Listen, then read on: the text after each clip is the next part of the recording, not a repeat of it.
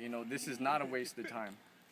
You know, and for anyone to say that, more often than not, those people, the naysayers, are the people that never take action and just sit in their living room watching Fox and Friends all day thinking that, you know, that's their salvation. Or CNN. Or CNN.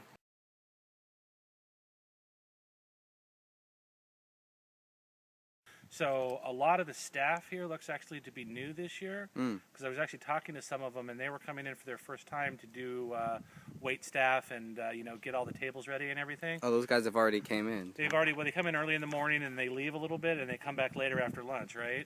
Because everything's already set up. And dressed in red. Dressed in red and white and black. It depends on what kind of service they're performing. Whether it's, you know, meat server, not that kind of service. Meat Meat server. Okay. Yeah, that didn't really help. They're serving up a lot of sauces. That must be red. Roast beef, or whatever they're serving. Filet mignon. Potatoes, or whatever else they're serving, is my point here. And then, and then, some of the staff was actually, I think, a lot happier, a lot friendlier today. They seemed to, some of them were talking to us, not about stuff that was inside. I think a lot of them were just serving food and stuff, and maybe changing chairs around and stuff.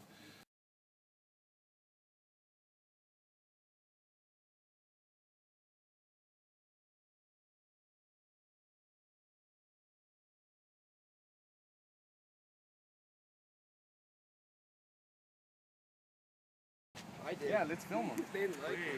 Do they like to be filmed?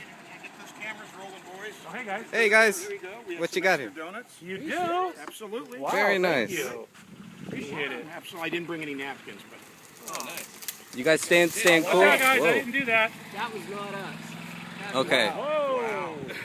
A tree limb just Might be broke able right to pull that behind off. us. Yeah, Sabbath, you guys, Sabbath, hey, give me those donuts back. Give me those donuts back. You guys trying to kill us here. How's it going, sir?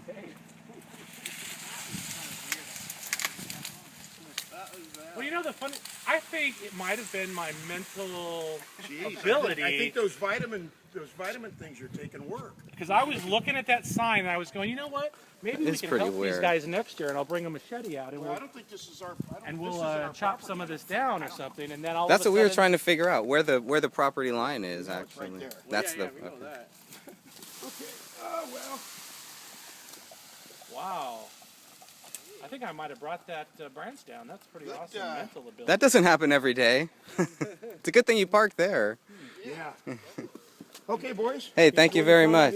Anyways, Just I was thinking, though, that actually that tree is kind of blocking your sign. Yeah. You might want to chop it. Just appreciate if you don't hassle the members or especially the employees. Absolutely. Okay, I appreciate it. Thank Thanks. you. That hasn't happened yet, right? Nobody's complained about us. Okay. We're trying to be nice to the staff, actually. No, that's good. No, just start putting those angles. Well, I appreciate the donuts. Thank you. Yeah, no problem.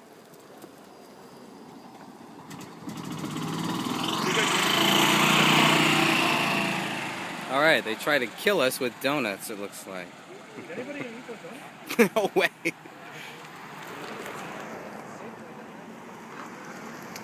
Hey, they could be. Can we test them? Staff comes back, I'm giving it a yes. Right. There's something about school there, exactly. You gonna come in and offer donuts? When that branch fell down, that was awesome. That was like a sign from God: do not eat the donuts. Dude, like, yeah, don't eat those donuts. It's okay. I need to find a verse about a broken branch. I'm sorry. No, dude, it's all in Revelation. It's I was all the telling you, branch will I break. literally, I was just thinking, I was going, that branch and those leaves right around that area have got to come down because that sign is being blocked. Not that I care about the sign, but it was just a thought going through my head. And so you made it happen. I guess I did. Telekinesis. And then the donuts came, and it's like, okay. Psychic warfare. Why would they bring us donuts? That's a little odd. They just probably wanted I to don't know. Maybe they're from Kissinger. Maybe Kissinger told them we would look hungry out here, I guess. When he was gorging his face, he's like, I'll spread the wealth. Well, now the sign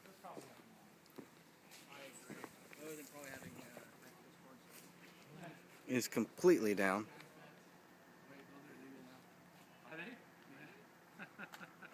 They told me this is the actual line here, so we're gonna respect that line.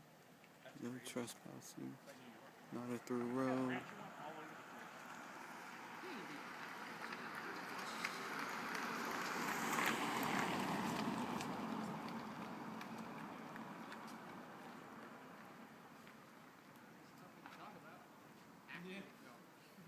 Did you get the branch as it was coming down? I think it was, yeah, I was recording. I don't know how much of that I got. I'll have to check. Become our buddies.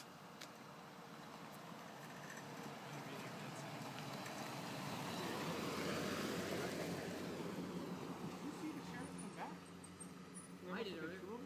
I saw him come back earlier. He just sent out. Yeah, he had to come back. Yeah, he did. Who the hell was that? You were, I think we were talking at that time. And he just kind of drove right by. It was that, I think during that time when those one people were talking to us in the car when they came back around and wanted that information from North Carolina.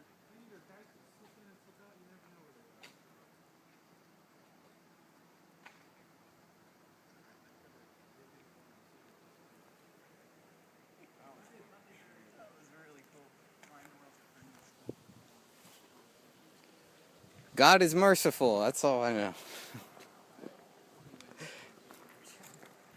So they brought us donuts. One of them has Hey, it's just a one-night stand. jelly. I'm sure there's something in that jelly donut, if anything. It's jelly. And they're probably just laughing at us because now they want us to get all paranoid about the donuts. So there's probably nothing in it, but after the tree broke, I think that was a clear Look it. sign. Number one rule of a Vietnam soldier: never take food from the locals. No matter how good that pho looks, don't take it. You're not supposed to take it. Welcome.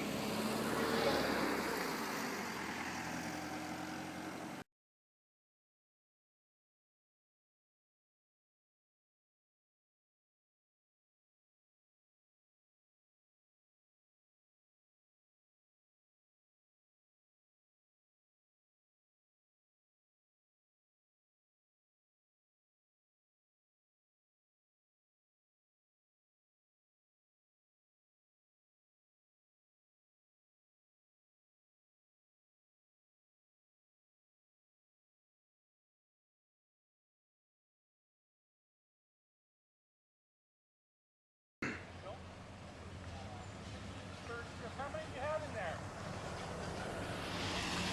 That's a big rig in there.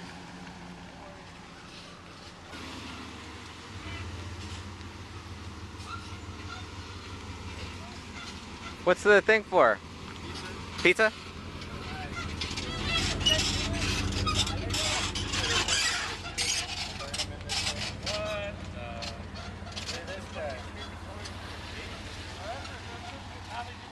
Maybe they had like pizza. That's what he said, pizza.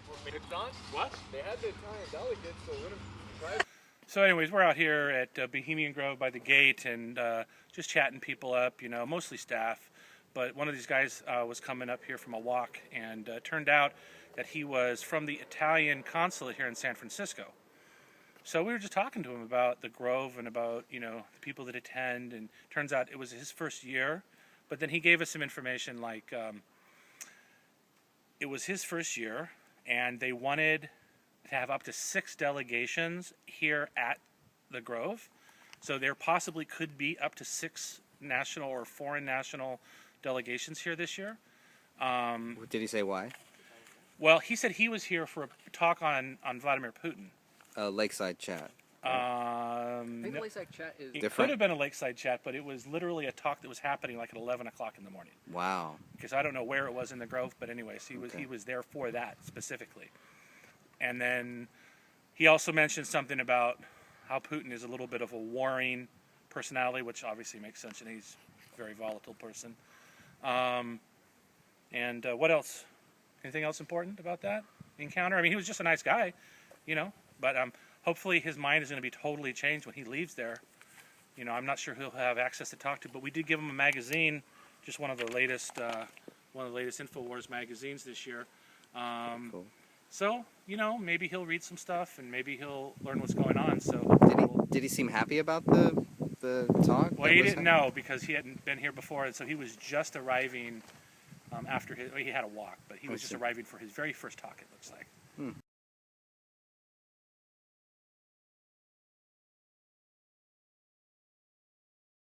These are the folks who are all benefiting from martial law. Sure. The use of force as he determined to be necessary. So what do you think they're doing here? What are they doing here?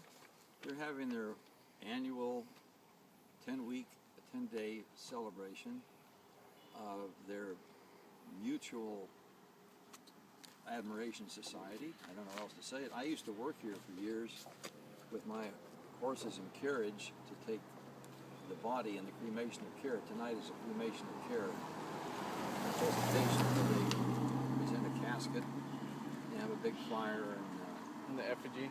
right. And I used to provide all that for years until I started till 9/11.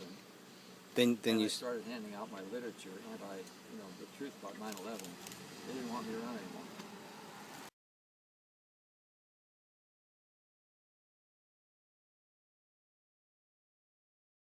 Our presence will be felt by the Bohemian Grovers, and anyone that decides to take it upon themselves to meet in secret and violate the Logan Act. Like we have the foreign consulate from Italy here, and I guess there's several other delegations that are from throughout the world coming here to meet with high-level politicians and company execs, where they meet in somewhat secret is an act of subversion and pretty much treason as well against the United States. So they can't talk about Putin. Just if they want to Make talk some about Putin, recommendations. why aren't they doing it in the public's eye? Why do they need to go behind closed doors and talk bad about Putin? I'm not trying to glorify Putin or anything that he's about, because he has an iron fist over the whole of Russia. He's somewhat of their new dictator. But he is challenging the Illuminati power structure. One of the first things that the whole Ukrainian conflict started with was the Nazi separatists trying to take Ukraine into their power, and they received the aid from the West. They got the money from the West to run their operations. So it's this gigantic game of chess, and this is one of the places where they meet in secret and decide what pawns are going to be moved, what bishops are going to be moved, what knights are going to go into action. Some of the knights that we see in action is Blackwater, Z, or Academy, or whatever you want to call them, and they're one of the chess pieces. And right now we see the conflict in Iraq with ISIS, and everybody that has a brain and knows history knows that ISIS was trained and funded by the United States CIA as an insurgency group in Iraq. So again, another created enemy that we're potentially going to have to reinvade Iraq to go fight. It's just like the creation of Al-Qaeda in 1979, when Zbigniew Brzezinski met with bin Laden in Afghanistan and gave him the weapons and gave him the funding and gave him the power to engage this jihad against Russia, who was occupying Afghanistan at the time. And that's one of the first examples of us creating this freedom force, quote unquote, these freedom fighters. Well, I guess in a sense they are freedom fighters because they're fighting against freedom, So if you want to use some verbal gymnastics, maybe that's what they really meant. These people are fighting to eliminate freedom. They're not really fighting for freedom, they're really fighting against it. And as we've seen with the events of 9/11, that boogeyman was, paraded around, even though Dick Cheney is quoted as saying bin Laden had absolutely nothing to do with 9/11. The American people have been bamboozled into believing, because of Fox News, because of CNN, because of all the major, networks, the government-controlled networks, they continue to tote that line. So, all these false flags and all these terrorist attacks, there's definitely elements of Islam that are radical.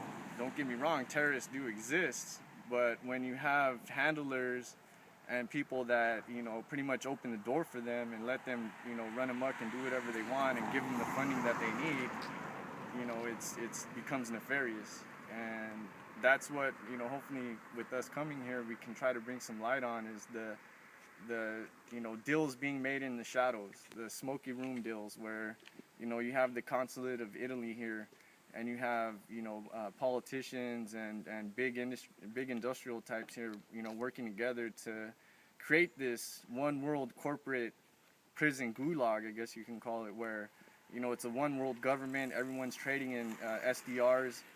The one world currency is already here, and not trying to get biblical, but that's one of the goals of the Illuminati and the elite, is to have this one world currency that they're all working hard on. So, SDR? Yeah, with the SDR, the special drawing rights. It's come out more in this week, so Oh, they have? there's more news on it. Yeah, just look it up. Okay, yes, yeah, look it up, and people look at me like a three-headed snake, talking about these things because they've never heard of it. It was never on Fox Business. Fox and Friends didn't mention, oh yeah, now we're gonna switch over to an international currency known as the SDR, and the IMF is gonna be the one handling it through the World Bank and the World Trade Organization. You don't hear them talk about that. They're constantly talking about how good the economy's getting and invest now because the stock market's going to hit 1,700 points and all this, false hope of making it rich overnight with all their pump and dump scams like we've seen with Facebook being one of the IPOs where, you had rampant insider trading going on, something that Martha Stewart was locked up for. Yet when, Zuckerberg, a puppet of the CIA, many say, he engaged in insider trading and knew when to sell and when to keep. So gangster capitalism is what their game is. They don't believe in the free market. They don't believe in the free market at all, because if they did believe in the free market, they would eliminate the Federal Reserve, the monopoly main winner. In the game of Monopoly, the players don't win, the bank always wins, it never goes bankrupt. So yeah, hopefully, again, like I said, hopefully we could bring some more light to this. And it sounds like at least they're talking about Putin here. They're at least talking about Putin so far. That's what we know about. Said one consulate. Right, and we know, if you look at even this morning's paper talking about Israeli forces getting ready for some type of incursion or something like that, we know that they're obviously getting ready for some crazy war or something. It's pretty obvious with all the stuff that's going on. And then if you listen to, I was just listening to an economist, when was it, 2 days ago, Wednesday or something, Wednesday or Thursday? He was mentioning, talking about the stock market getting up to a little bit over 17,000. And then all of the indicators are showing that this is when you talk about the big collapses and everything.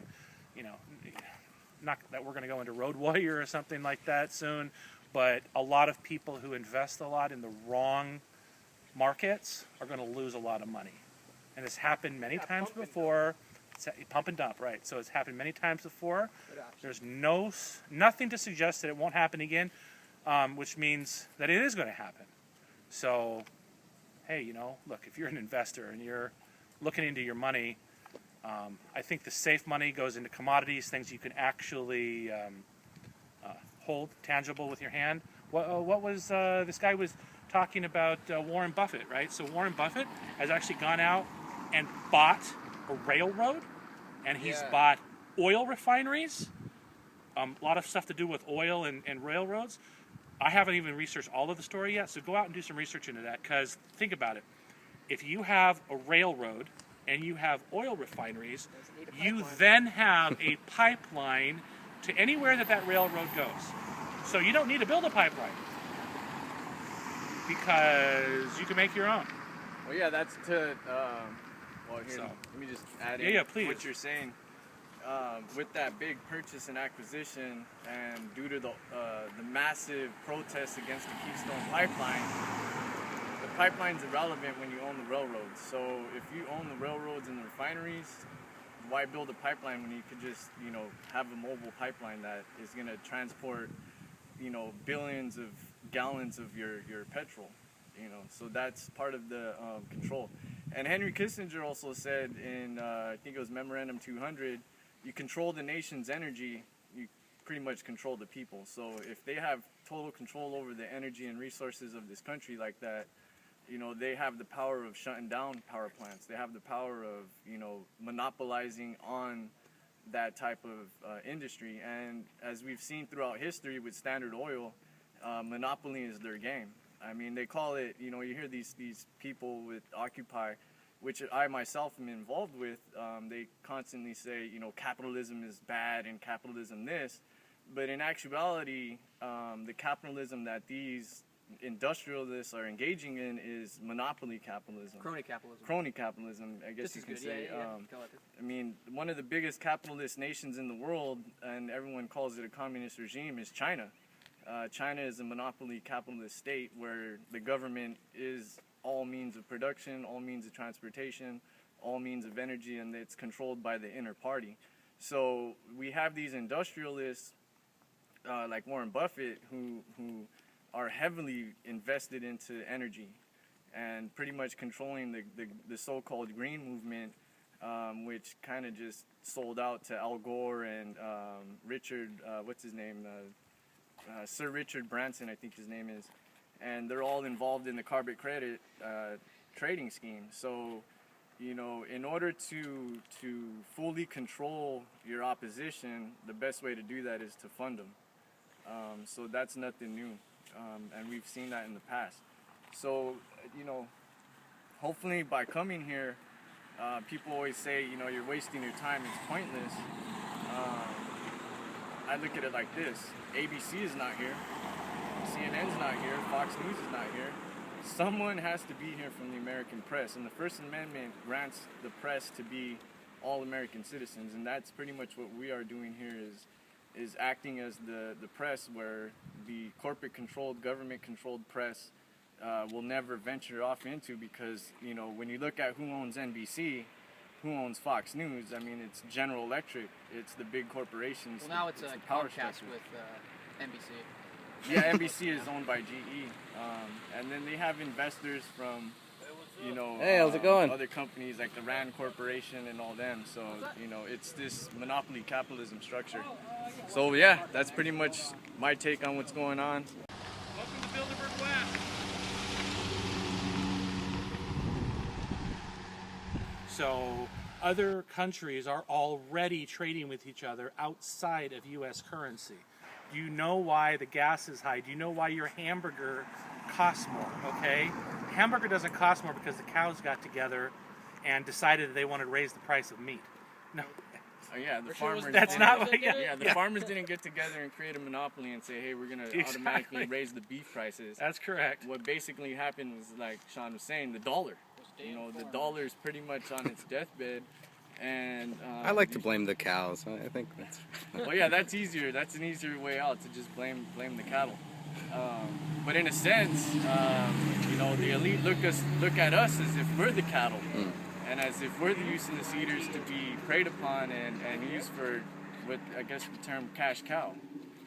You know, but fortunately for the world's sake, and not just our sake, but just the world in general, is that people are waking up to that fact. And the days of slavery have been here.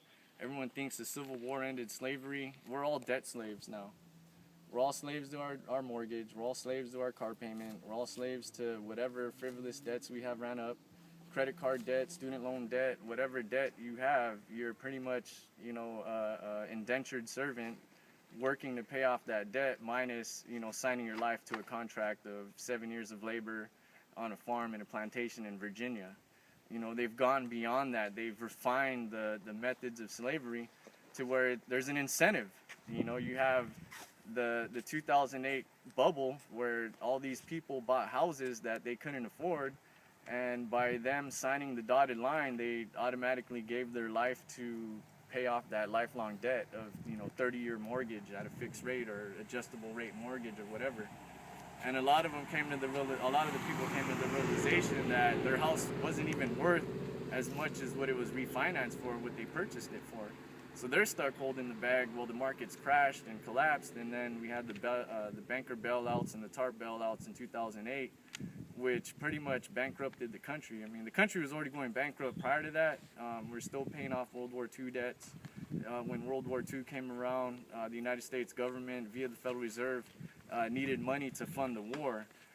There's a good movie, I believe it was either Letters from Iwo Jima or The Wind Talkers, where where there's a scene in the movie where you have all these generals talking about we're running out of money for the war, and in one of the conversations they say, well, we'll just print more money and, you know, let the government take care of it, and, you know, we could fund the war forever.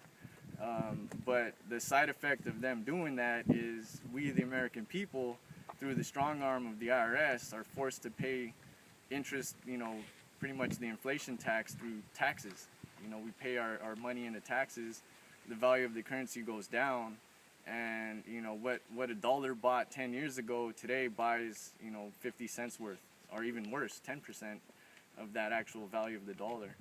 That's why, you know, people, you know, they're starting to get it, but they look at me funny when I say, you know, don't save your money in the bank, go buy silver, go buy gold, go buy real money, something that's solid, that'll never lose value.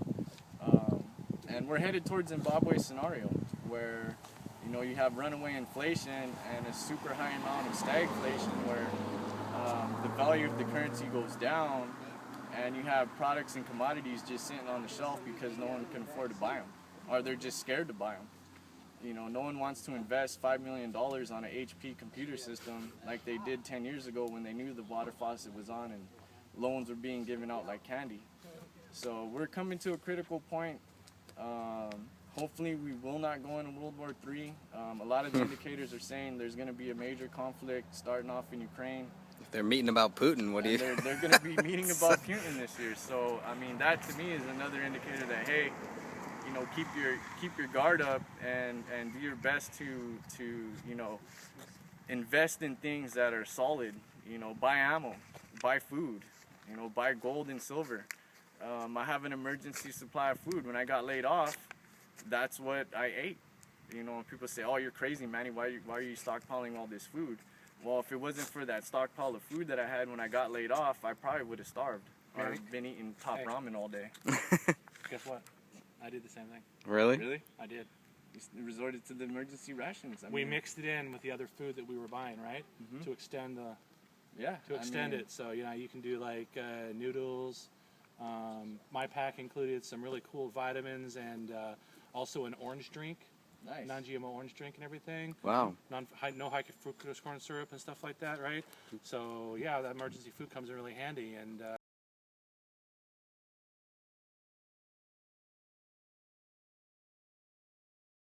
you know, you have a lot of patriots in the movement that are like, oh, I'm going to buy 6 years of food for, you know, SHTF scenario. Well, sometimes SHTF means you got laid off, you know, and you need food. So I'm trying to be as optimistic as possible. The elite, you know, there is a very strong chance that they'll collapse. You know, corruption breeds corruption. So, you know, you have all these elites at the table, you know, arguing amongst each other. And we've seen in the past, I believe it's so far been 6 months now, where you have all these elite bankers dying. Even a Rothschild was killed in his airplane. So something big's going on. There's something on the horizon. I'm not trying to sound like a doomsayer because I'm very optimistic about, you know, the awakening that's happening. And as that awakening continues, you know, they're scared. It scares them to death. I mean, Zbigniew Brzezinski and Hillary Clinton both talked about, you know, the people being awake is one of the biggest threats to their whole operation and program. You know, Hillary Clinton is quoted as saying we need to engage in an information war and attempt to pretty much win the hearts and minds of the people through propaganda. And that's because they're losing that war, and that's right? because they're losing that war, yeah. And she even said we're losing the war of information. So, you know, grassroots people like ourselves and you, the viewer out there, you know, the more we do, you know, many hands make the burden less of a burden. So, you know, you have us here. I know a lot of you out there are doing your own research and trying to figure out what's going on and make sense of it all. But the more of us that do it, the bigger of a threat it is to them. And don't ever think for yourself that, oh, I'm just little old me, what can I do? There's a lot that you can do. Because all it takes is 1 or 2 pawns to put a king in chess, to put a king in check in the game of chess. So if you want to call us pawns or whatever, we're one of the most powerful pieces on the chessboard, and the elite tend to ignore the pawns because they use us for their wars while they sit back as kings and queens watching the battles from afar. And we're in the trenches. You know, we're the ones that are paying, you know, $4 to $5 a gallon for gas every day. You know, they're not worried about that. We're the ones that work in the factories and in the warehouses and in the, the what's left of industrial America here. So we see what's going on. Our jobs are being shipped to China. They're outsourcing work. They're using the illegal immigration influx as pretty much a cash cow for the 1%ers. The 1%, Walmart being one of the biggest donators to a lot of these illegal immigration groups. It just suits their needs. You pay for people to support illegal immigration, and then you go around the back and hire them through temp agencies and hire them with IDs and social security numbers that they know are stolen, and they just turn the other way and hire these people. So this argument of hey, the illegals are not taking our jobs. Well, it's not that they're taking our jobs, it's that the corporations are selectively choosing them over citizens who know what's going on. So, we're just engaging in this battle for, waking people up in information. So hopefully, again, like I always say, I'm optimistic. Hopefully today we'll bring some light to what's going on.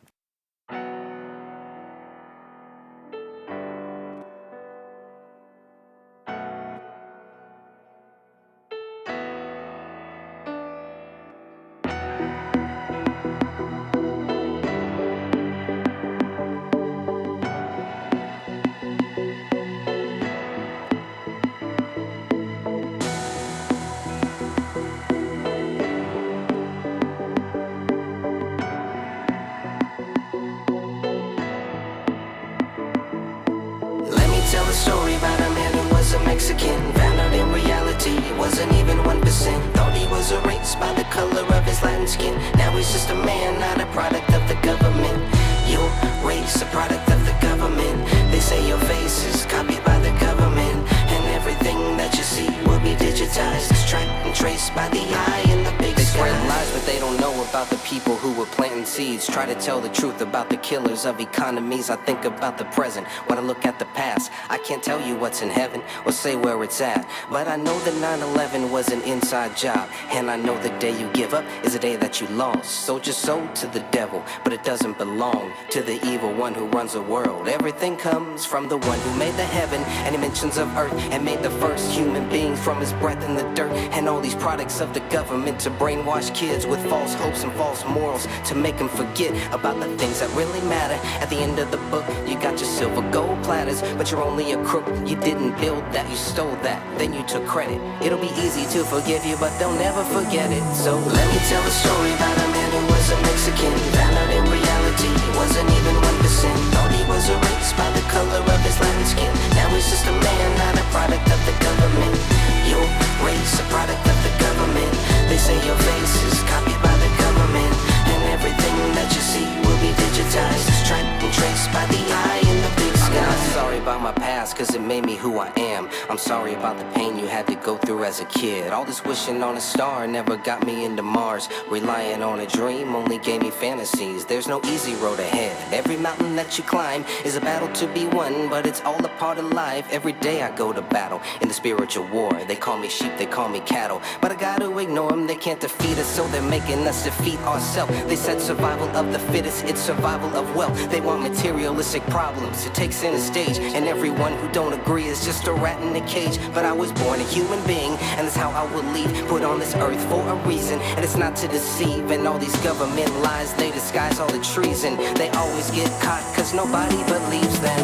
Let me tell a story about a man who was a Mexican. Found out in reality he wasn't even 1%. Thought he was erased by the color of his Latin skin. Now he's just a man, not a product of the government.